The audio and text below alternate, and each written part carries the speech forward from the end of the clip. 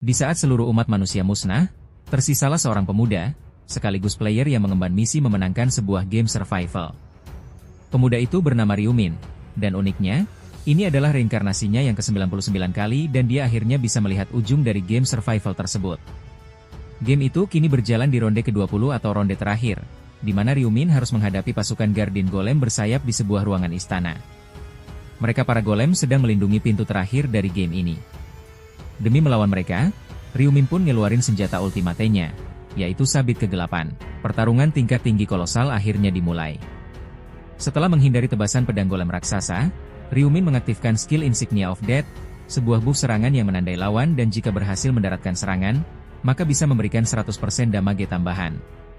Dengan skill itu, diikuti tebasan berat dari sabitnya, satu golem raksasa yang menyerang Ryumin tadi langsung putus di bagian leher, tewas mengenaskan.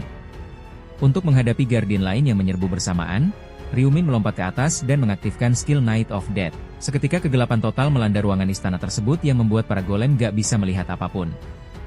Di celah kesempatan itu, tanpa ampun, Ryumin mengayunkan sabit kegelapannya secara bertubi-tubi dengan kekuatan penuh hingga berhasil mengalahkan beberapa golem dalam sekejap.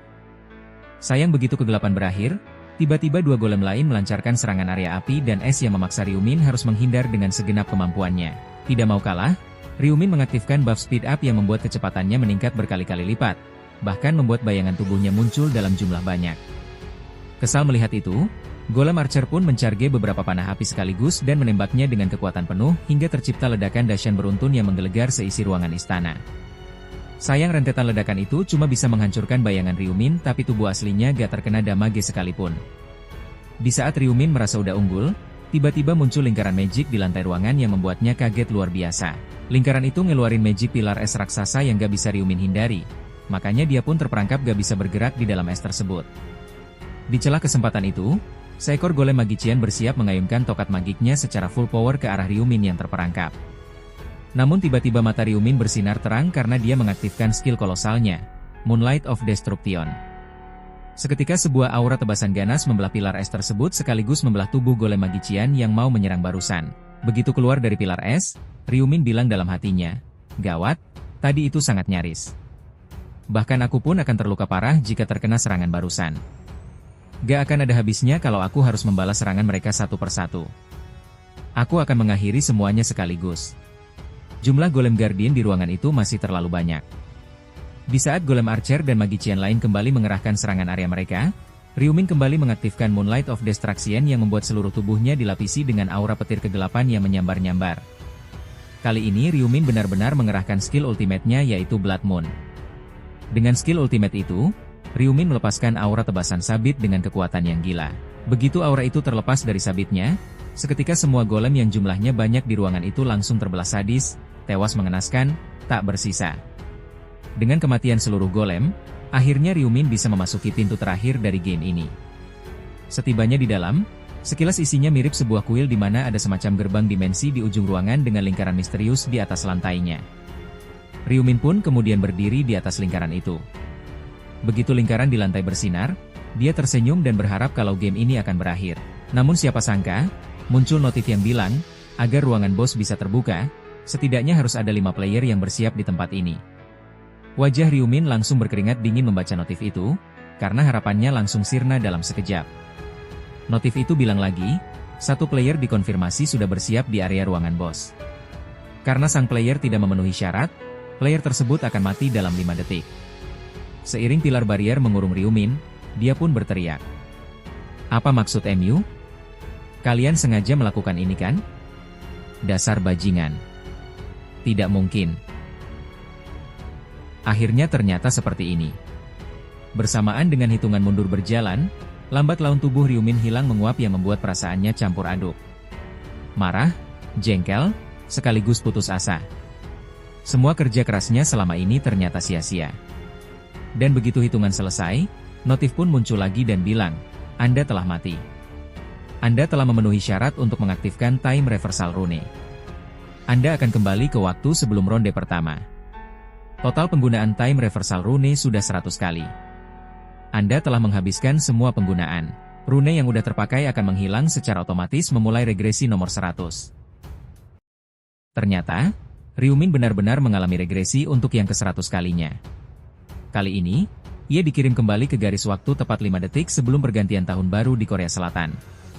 Saat kesadarannya kembali ke tubuh lamanya yang tengah menghadiri perayaan tahun baru bersama warga lainnya di halaman pavilion Bosinga, ia bergumam dalam hati, "Sial, aku kembali lagi? Kembali ke saat sebelum aku terseret masuk ke dalam permainan terkutuk ini? Padahal aku sudah berhasil mencapai ronde terakhir, ronde ke-20. Kalau aku bisa, maka aku akan menghentikan waktu di momen itu juga. Ya sudahlah, toh ini juga percobaan terakhir. Aku akan menyelesaikan game ini sampai akhir. Untuk itu, aku perlu membawa 4 orang lain ke ronde terakhir. Jadi, siapa orang-orang terbaik untuk kau ajak bergabung?" kata Ryumin sambil melirik ke kiri, tepat saat lonceng tahun baru berbunyi.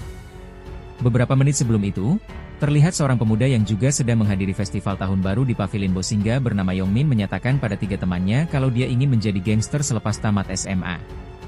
3 temannya geleng-geleng kepala ngelihat karakter Yongmin yang psikopat. Namun mereka bertanya apa yang akan Yongmin lakukan pada bocah suruhannya saat dia lulus. Sambil membayangkan sosok Ryumin, Yongmin menjawab, "Maksud kalian si bajingan pemurung itu? Aku nggak akan membiarkannya sementara aku sudah lulus. Dia nggak akan kubiarkan menentukan apapun. Aku harus mempermainkannya selama mungkin," kata Yongmin yang membuat 3 kawannya tertawa kecil. Namun tiba-tiba, salah satu teman Yongmin kaget melihat bocah suruhan dan Yongmin ternyata ikut hadir di acara perayaan tahun baru ini. Tepat saat hitungan mundur 5 detik dimulai, Yongmin dan kawan-kawan melihat bocah suruhan tiba-tiba tubuhnya memancarkan aura misterius. Dan sewaktu bocah suruhan itu melirik ke arah mereka dengan tatapan percaya diri, Yongmin pun kesal karena melihat si bocah terus-terusan melototinya. Baru aja teman-teman Yongmin menahannya agar nggak mengamuk di perayaan tahun baru. Tiba-tiba suara misterius terdengar di udara yang bilang, "Manusia itu lucu sekali." Mereka merayakan tahun baru tanpa sadar akan malapetaka yang akan menghampiri mereka. Spontan orang-orang yang hadir di perayaan tahun baru pada kaget mendengar suara itu. Suara itu melanjutin, melihat keterkejutan dan kepelosan mereka ini rasanya seperti menonton monyet yang terkurung di kandang besi. Siapa sangka? Ternyata suara itu berasal dari malaikat wanita bersayap yang sedang melayang di atas mereka semua. Di saat semua orang kebingungan mengapa muncul seorang malaikat cantik di udara, dan bahkan sebagian mereka menganggap ini trik acara stasiun TV.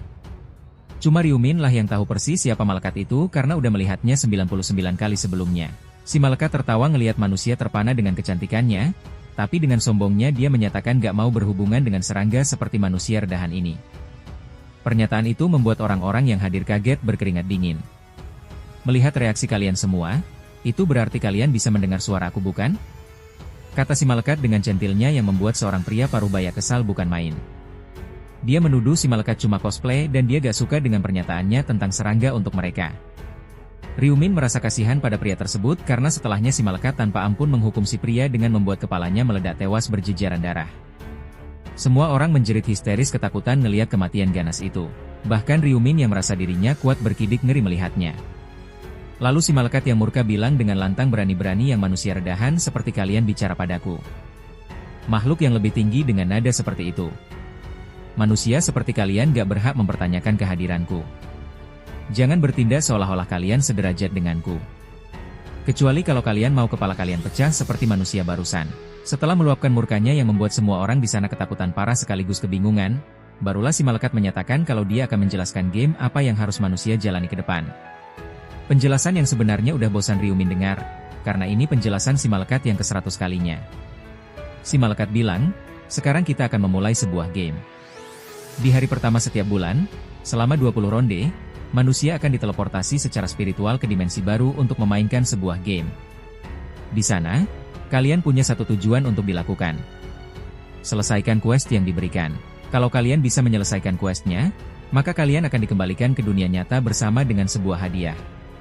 Kalian pasti menyangka bisa hidup asalkan menyelesaikan beberapa quest bukan? Gak semua orang akan hidup hanya karena berhasil menyelesaikan questnya. Cuma setengah peserta yang berhasil menyelesaikan quest yang akan dibiarkan hidup." Ucapan yang membuat orang-orang di sana panik luar biasa. Si malaikat ngelanjutin, "Tapi jangan khawatir. Aku nggak akan membawa semuanya. Hanya manusia berusia 15-29 tahun yang akan partisipasi dari seluruh penjuru dunia." Mendengar itu beberapa orang di luar tentang umur yang disebutkan, langsung tersenyum tenang karena merasa aman dari game kematian tersebut. Setelah si malaikat menghitung total pesertanya di seluruh dunia ada 1,8 miliar, maka dia pun mengumumkan gamenya segera dimulai.